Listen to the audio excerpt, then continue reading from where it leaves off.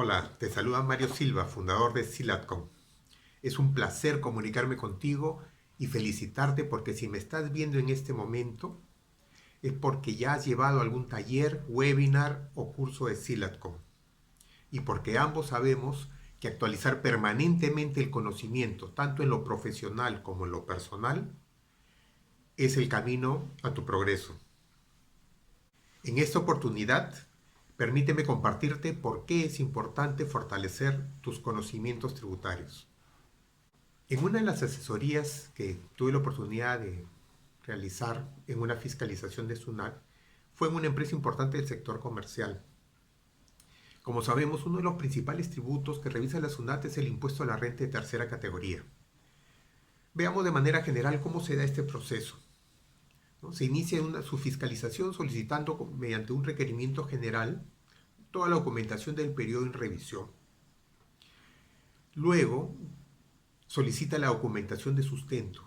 O sea, en principio solicita los libros contables, después la documentación que la sustenta, luego pide mayor información y explicación donde considera puede haber posibles reparos tributarios por el lado de los ingresos, costos y o gastos de la empresa. Y es en estos momentos en que nos empezamos a dar cuenta que el registro contable no fue el correcto o no se tenía el documento adecuado que sustentaba el registro contable, o que a pesar que el área contable solicitó la información a las otras áreas, esta información nunca llegó, entre otras situaciones similares. Y por lo tanto, no se identificaron en su oportunidad las adiciones y o deducciones tributarias respectivas, y tampoco se informó a la gerencia para las decisiones y acciones correspondientes. En este caso, como decía, es tener claro los conceptos de las adiciones y o deducciones tributarias. Luego el cálculo y el llenado del formulario virtual es mucho más sencillo. En esta fiscalización que les comento, lo que hice en esa oportunidad fue anticiparme a los probables reparos. Leía minuciosamente cada requerimiento para analizar los posibles reparos que podrían generarse y así poder responder con información debidamente fundamentada, tratando de abarcar todos los reparos en cada punto, ¿no? Los potenciales reparos, dentro de lo posible, obviamente. Recuerdo que uno de los requerimientos que solicitó la SUNAT fue la información del endeudamiento con terceros, ¿no? Específicamente los préstamos bancarios. Y por otro lado, emitió otro requerimiento pidiendo información del pago de los dividendos. Cuando empecé a revisar de manera integral todos los requerimientos que había enviado la SUNAT y analizaba este punto, identifiqué de que habían habido préstamos bancarios que se realizaron en el mismo mes del pago de los dividendos. Incluso se habían realizado un préstamo días antes, previos al pago de los dividendos.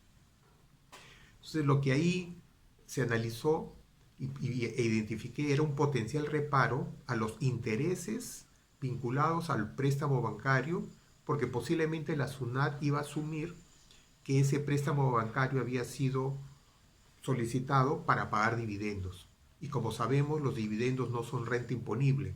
Por lo tanto, bajo el argumento del principio de causalidad, la SUNAT lo iba a reparar, muy probablemente, ¿no? Recordemos, el concepto del principio de causalidad es de que todo gasto es necesario siempre que, o va a ser deducible, siempre que sirva para generar renta gravada y o mantener su fuente productora.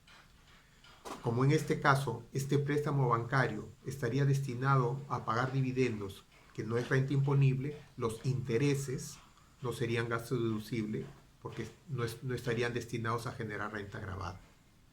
Y efectivamente, a los pocos días la SUNAT emite un nuevo requerimiento más específico donde solicitaba la documentación y explicación del pago, de cómo se había realizado ese pago de dividendos, ¿no? Bajo qué sustento en caja. Lo que ahí se hizo, junto con el equipo de la empresa, fue elaborar un flujo de caja, ¿no? Donde se sustentaba de que había dinero en el momento del pago, o sea, si bien se había realizado préstamo bancario días previos al pago de dividendos, también había liquidez suficiente para pagar los dividendos. Por lo tanto, ese préstamo fue destinado a capital de trabajo.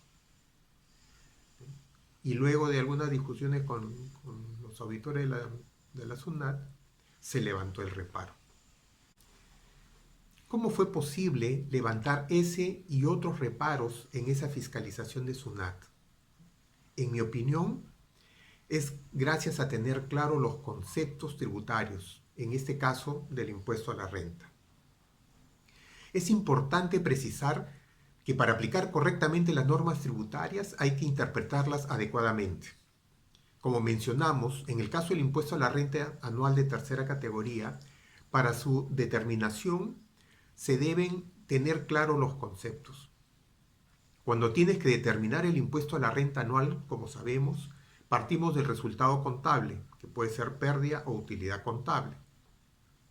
Luego hay que identificar las adiciones y o deducciones tributarias, teniendo en cuenta también la pérdida tributaria de ejercicios anteriores y la participación de utilidades de los trabajadores, ¿no?, en caso que corresponda.